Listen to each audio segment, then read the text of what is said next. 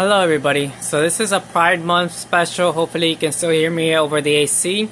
But basically, I've already made a lot of Pride content in this channel and in this place, and a lot of in my podcast too. So if you haven't checked those out already, I recommend you go check it out. It's Walter's Journal on Spotify, and you can look that up and see what I have to say about the LGBT topics. I'm pretty sure all of them are positive, and you may or may not agree with me, but you can educate me, and I'm here to learn, right?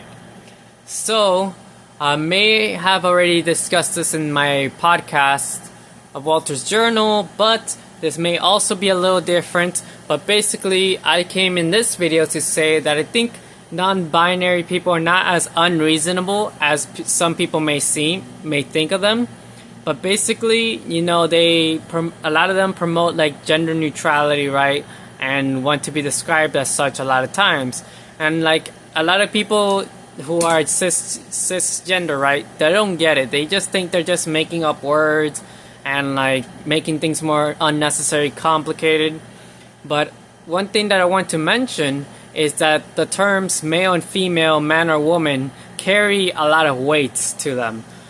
I can't always speak on the woman's side, but on the man's side, if you call someone a man, there's like certain expectations with that gender, right? There's the expectation of strength, there's a financial expectation, and there's also expectations of gender roles and how a man should be and act, right? And more or less with a woman, like a woman a lot of times needs to be beautiful, needs to be proper, needs to be all these other things. And when you use a gender neutral term or title, like for example master, you kind of like alleviate yourself from all that societal pressure and weight.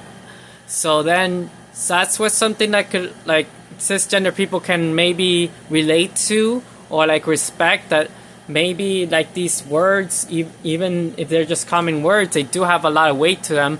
But like using gender neutral titles and pronouns kind of helps you lift off that weight and be like your own person. And as much as like the male and female have their own expectations, you kind of like when you use a non-binary title, you kind of set your own expectations. Sure, they kind of like don't always work out and they come with their own expectations of their own, but basically using these gender neutral pronouns and titles puts you back in control, basically. And like you can tell people what you want from them, how you describe yourself with just one word, without telling a whole paragraph. Like a lot of people say, oh, you can just describe yourself, you don't need to use all these fancy titles, but that's a lot more mouthful. But say if you describe yourself as androgynous, you can pretty much tell people that they shouldn't expect a lot of masculinity from you, right?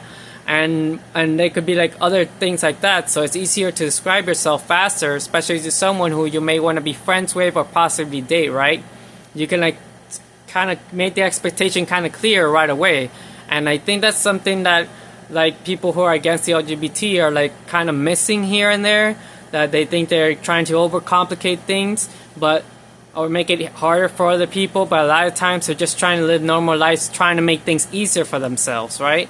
But a lot of people don't see it that way, and hopefully this video can help you understand, and many others, why that could be different, right? And also, like, if this helps anyone in the LGBT community or anybody become an ally, please share it, because this is one of the changes that I want to make in this world. I want to make this a more LGBT plus friendly world. And we've done a lot of good things so far, but there's a lot of work to still be done. So that's why this message is important.